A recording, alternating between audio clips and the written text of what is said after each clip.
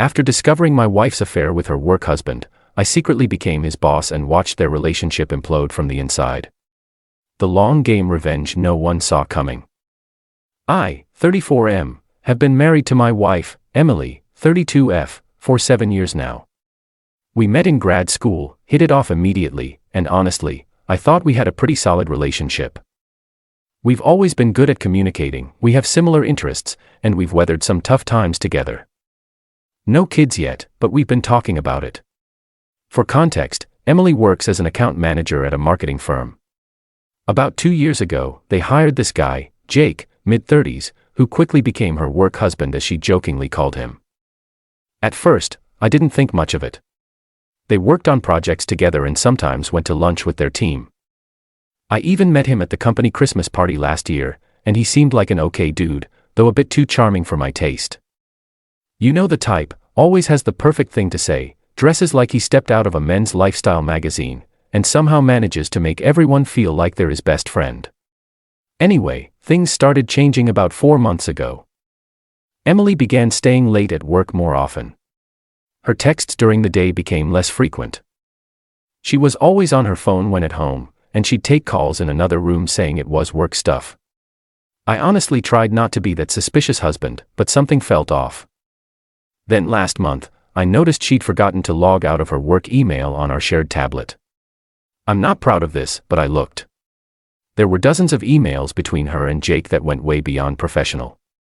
Inside jokes, personal conversations, comments about how much they enjoyed spending time together. One email from Jake said, "Those 2 hours in the corner booth at Rafferty's yesterday made my whole week." That hit me like a truck because Emily had told me she was having lunch with her college friend Sarah that day. I didn't confront her right away. Instead, I decided to pay attention. I noticed she'd changed her phone password. She'd started dressing differently for work. She was suddenly very interested in staying fit and bought new perfume. Classic signs, right? What really confirmed my suspicions was when I checked our phone bill. Multiple calls to the same number, often late at night or early morning before I woke up. I reverse looked up the number. It was Jake's. So here's where I'm at now. I know confronting her with accusations would just lead to denial and gaslighting. I've seen it with friends who've gone through similar situations. Instead, I've decided to play the long game. I've started by casually suggesting we both try this new budgeting app that tracks our spending. I was transparent about all its features, including that it logs location data for purchase verification. She thought it was a great idea and readily installed it. I've also started being more attentive and loving. Not in a desperate way, but just enough to make her feel slightly guilty. I've been working late myself a couple of nights a week, actually just going to a buddy's place to give her the opportunity to slip up. Here's my plan. I'm gathering evidence quietly. I've hired a lawyer. She doesn't know, and I'm documenting everything. I'm preparing financially by documenting what assets we brought into the marriage individually and making sure I understand our complete financial picture. I'm not hiding assets that would be illegal, but I'm making sure I have access to enough of my own premarital funds to support myself if needed. I'm also preparing our house for sale by fixing up all those little things we've been putting off. A twist, I own a small software development company, and by coincidence, Emily's firm is in talks to hire us for a major project. I disclose this potential conflict of interest to my business partner who's handling the negotiations directly. Jake doesn't know who I am beyond Emily's husband, and he certainly doesn't know my company. I'm not using the business relationship for revenge. That would be unethical, but it does give me insight into their workplace dynamics since my partner keeps me updated on all client interactions. I don't want revenge that hurts my own future. I want to come out of this in a better position than before. Am I being calculating? Yes. But after 7 years of building a life with someone who can lie to my face every day, I think I'm entitled to protect myself. I'll update when there are developments. Update 6 weeks later. First, thank you all for the support and advice. I didn't expect my post to get the attention it did. To address the most common questions, yes, I've considered that this might be totally innocent, but the evidence suggests otherwise. No. I haven't confronted her yet because I want to be strategic, not emotional. And yes, I'm prepared for this to end my marriage. I'm just trying to protect myself in the process. So here's what's happened in the last 6 weeks. The budgeting app has been revealing. According to the location data, Emily has been to lunch meetings at hotels on at least 3 occasions. Each time she's been there for about 2 hours mid-afternoon. She told me these were client meetings, but our mutual friend who works at the same company mentioned they don't usually have client meetings at hotels. The contract between my company and her firm has been finalized. We're now working directly with their marketing team, including Jake, who has no idea I'm the owner. I have a business partner who handles most client-facing work.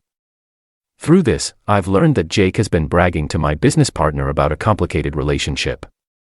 He's in with someone who's trapped in a stale marriage. He's even shown my partner pictures of them together at a baseball game, a game Emily told me she attended with her co-workers as a team event. I've been documenting everything and have given it all to my lawyer. I've also secured copies of our financial records, important documents, and family photos, just in case things go south quickly. The hardest part has been maintaining normalcy at home. Emily has actually been more affectionate lately, which makes this even more confusing and painful. Last weekend, she suggested we take a vacation together this summer and even brought up the topic of starting a family again. It feels like she's living in 2 different realities, and it's messing with my head. I've had moments of weakness where I almost confronted her. Last week, she was texting someone while we were having dinner, smiling at her phone, and I nearly lost it. Instead, I excused myself, took a walk around the block, and reminded myself to stick to the plan. The project with her firm is going extremely well. We've delivered the first phase early and under budget, which has impressed their executive team. I've been invited to join a strategy meeting next week, which Emily doesn't know about yet. Jake will be there too. It will be the first time we've been in the same room since I found out. I'm both dreading and looking forward to it. My plan isn't to cause a scene or compromise the business relationship, just to observe their interaction professionally while continuing to gather information about my personal situation. Several of you suggested I might be going too far with this plan. Maybe you're right. But every time I consider just walking away, I remember that email about the corner booth at Rafferty's and how easily she lied about it. 7 years of marriage deserves at least the dignity of the truth. We'll update after the strategy meeting. Final update 4 months later. It's been a while and a lot has happened. The strategy meeting I mentioned in my last update was illuminating to say the least. When I walked into the conference room, Jake was already there. The look on his face when he realized who I was priceless. He managed to keep it professional, but I could tell he was rattled. Emily arrived a few minutes later, and watching them try to act like mere colleagues while stealing nervous glances at each other confirmed everything. After the meeting, I asked Emily casually if she knew Jake well. She said, "Not really, just another team member." That's when I knew for sure what I was dealing with. Over the next few weeks, I focused on supporting my team in completing the project for her firm, maintaining strict professional boundaries and recusing myself from direct interactions that involved Emily's department. We delivered exceptional work, and their management was thrilled. They signed a long-term contract with my company, which ironically gave me financial security just as my marriage was falling apart. Then came the unexpected twist. Remember how I mentioned our shared tablet? Well, Emily apparently forgot about it again. 3 weeks after the strategy meeting, I found frantic messages between her and Jake. He was telling her that he couldn't do this anymore. That seeing me in person and realizing the reality of her marriage had changed things. He wrote, "I thought this was just fun, but now I'm breaking up a real marriage with a real person. I can't be that guy." What followed was a series of messages from Emily. First pleading, then angry, then eventually accepting. The affair was over, not because she chose to end it, but because Jake did. I waited another week watching Emily become increasingly withdrawn and irritable at home. Then one evening, I simply asked her if everything was okay at work. She burst into tears and to my shock, confessed everything. The affair had lasted 5 months. She swore it was over and that she regretted it deeply. She begged for another chance. I listened quietly, then showed her the evidence I'd gathered. I told her I'd known for months and explained why I hadn't confronted her earlier. Her shock turned to anger that I'd spied on her, but but that quickly faded when she realized how thoroughly she'd betrayed my trust. Here's where the story differs from most. We didn't immediately split up. Instead, I suggested we try marriage counseling. Not because I was ready to forgive, but because after 7 years, I wanted to understand how we got here. 6 weeks of intensive therapy revealed a lot. Emily had felt increasingly invisible in our relationship as I focused on growing my business. The affair wasn't about love. It was about feeling desired and important again. This doesn't excuse her actions, but it helped me see my own role in the deterioration of our marriage. In a particularly brutal session, our therapist asked me what I really wanted. Was my elaborate plan about protecting myself financially, or was it about punishing Emily? The question hit hard. Maybe it was both. As for where we are now, we're separated, living apart while continuing therapy individually. The house has been sold, and we've divided assets fairly with no need for the scorched earth approach I'd initially planned. My company still works with her firm, though she's transferred to a different department. The long game I played did protect me financially and professionally. It gave me time to process my emotions and make decisions from a position of strength rather than hurt. But it also taught me something unexpected. The satisfaction of revenge isn't nearly as powerful as the relief of finally being honest. I don't know if Emily and I will reconcile. There's still love there, surprisingly, underneath all the hurt, but there's also broken trust that may never fully heal. For now, we're taking it one day at a time. What I do know is that I'm okay.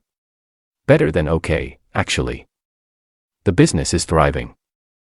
I've reconnected with friends and family who I'd neglected. I'm no longer living with the anxiety of suspicion or the burden of secret keeping. Whatever happens with our marriage, I've realized I'll be all right. Thanks for following this journey with me. If there's a lesson here, maybe it's this: sometimes the most strategic move isn't about outmaneuvering someone else. It's about finding your way back to yourself.